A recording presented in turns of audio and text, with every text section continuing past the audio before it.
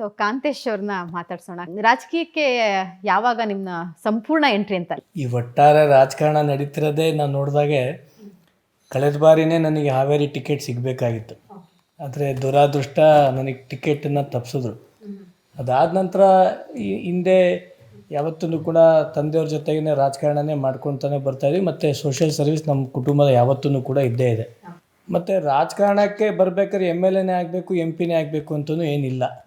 ಜನಸೇವೆಗೆ ಯಾವತ್ತೂ ಕೂಡ ನಮ್ಮ ಮನೆ ಯಾವತ್ತೂ ಕೂಡ ಬಾಗಿಲು ತೆಗೆದಿದೆ. ಭಗವಂತ ಯಾವಾಗ ಆಶೀರ್ವಾದ ಮಾಡ್ತಾನೋ ಬರೋ ದಿನಗಳಲ್ಲಿ MP MLAನೋ ಅದು ಏನಾಗಬೇಕು ಭಗವಂತ ನಿಶ್ಚಯ ಮಾಡೋಣ, ಖಂಡಿತ ಆಗ್ಬೋದು ಅಂತ ಅಂದ್ಕೊಂಡಿದ್ದೀನಿ. ರಾಜಕೀಯವಾಗಿ ಎಷ್ಟೋ ಜನರ ಜೀವನವನ್ನು ನೀವು ಸುಸರ್ಜಿತಗೊಳಿಸ್ತವರು, ಭದ್ರಗೊಳಿಸ್ತವರು.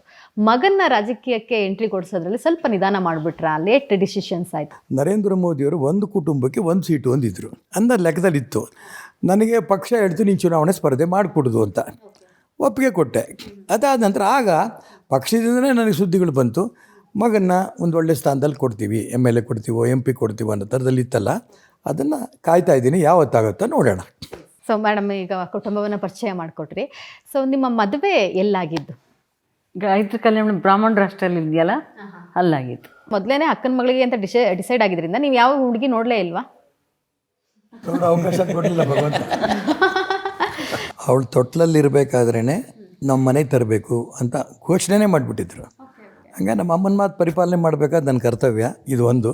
ಎರಡನೇ, ನೀವು ಹೇಳ್ದಂಗೆ ಚೆನ್ನಾಗೂ ಇದ್ಲು.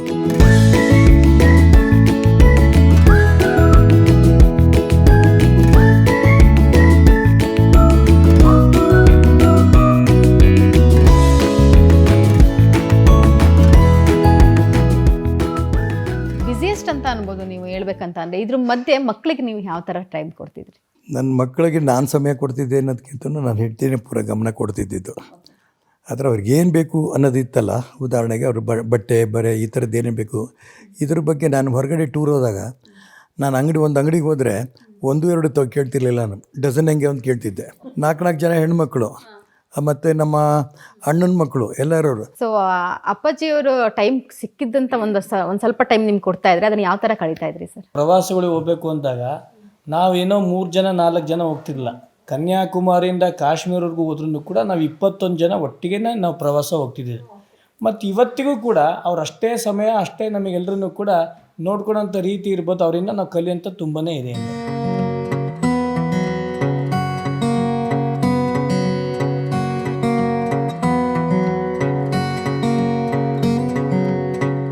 ನೀವು 5 ಜನ ಸರ್ ಜಾಸ್ತಿ ಇರ್ತಿರ್ಲಿಲ್ಲ, ಕಿತ್ತಾಡ್ತಾ ಇದ್ರ ಅಣ್ಣ ತಂಗಿ ಅಕ್ಕ ತಂಗಿ? ಹೌದಾ?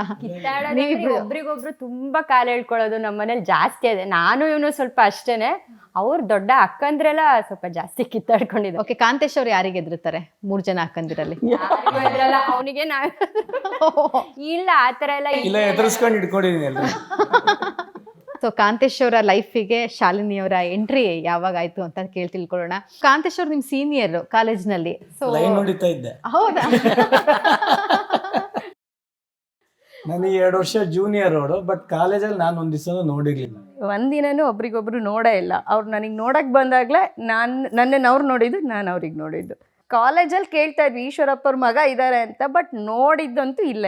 ಸೊ ದೊಡ್ಡ ಕುಟುಂಬ, ಒಬ್ಬರೇ ಸೊಸೆ ಅಂತಂದಾಗ ಜವಾಬ್ದಾರಿ ಕೂಡ ಅಷ್ಟೇ ಜಾಸ್ತಿ ಇರುತ್ತೆ. ಅದನ್ನ ಹೇಗೆ ನಿಭಾಯಿಸ್ಕೊಂಡು ಹೋಗ್ತಾ ಇದ್ದೀರಾ? ನನಗೆ ಸೊಸೆ ಅಂತ ಅನಿಸ್ಲೇ ಇಲ್ಲ. ಇಲ್ಲಿ ಬಂದಮೇಲೆ 4 ಜನ ಜೊತೆ ನಾನು ಒಬ್ಳಾಗಿ 5ನೇ ಮಗಳಾದೆ ಅವ್ರಿಗೆ ಅಷ್ಟೇ. ನಾನು ಸೊಸೆ ಮಗಳು ಅಂತ ನಮ್ಮಲ್ಲಿ ಡಿಫ್ರೆನ್ಸೇ ಇಲ್ಲ.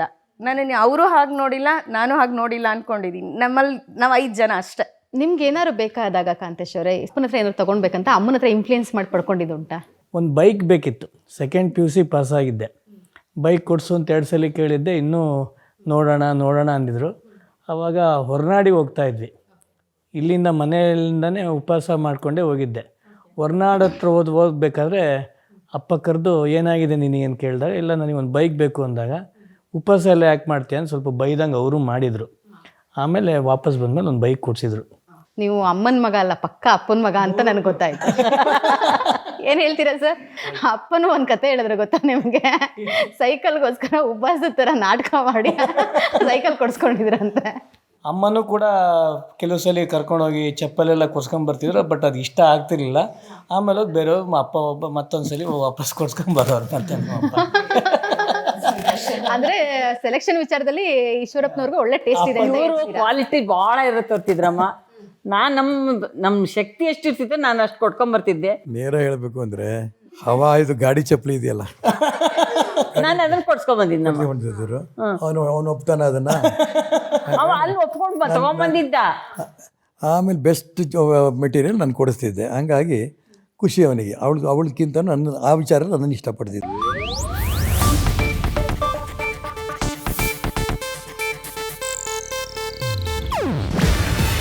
ಇದು ಏಷ್ಯಾನೆಟ್ ನ್ಯೂಸ್ ನೆಟ್ವರ್ಕ್ ಪ್ರಸ್ತುತಿ.